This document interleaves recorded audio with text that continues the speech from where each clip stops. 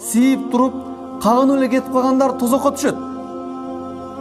Таза эмес адам бейишке кирбейт. Через тозок өтөт. Ушул азабы себептүү тозокко түшөт. Не деген? Биринчиси ички кийими бар го. Адам хадисте бул жерде баул деп, сийдигинен тазаланбайт деп. Ал адам сийип бүткөндөн кийин анын тамчысы денесине тийбеши мүмкүн, бирок несине тиет? Ички кийимге тиет. Ал кургап калып кете берет. Ушул нерсе тозокко киргизет.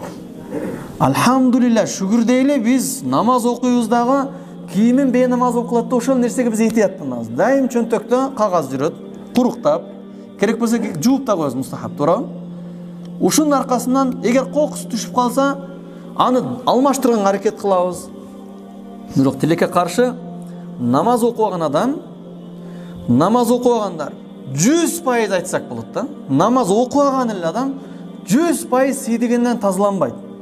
Аны көрүлө жүрөсүздөр, мына общественный туалеттерде ошол иштин аткарып туруп, кагып кетип кала берет. Бул шарият болгон айтабыз, түшүнүктүүрөөк болсун депчи.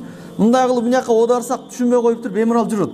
Ошол сийип туруп, кагынып эле кетип калгандар тозокко түшөт. Анткени пайгамбар да айтып атат, мен айтпайтам. Сийдигинен тазаланбагандыгы себептүү азапталып атат. Каерде? Кабырдан баштап азапталып атат. Ал эмнеге ыпластыгы бар эле?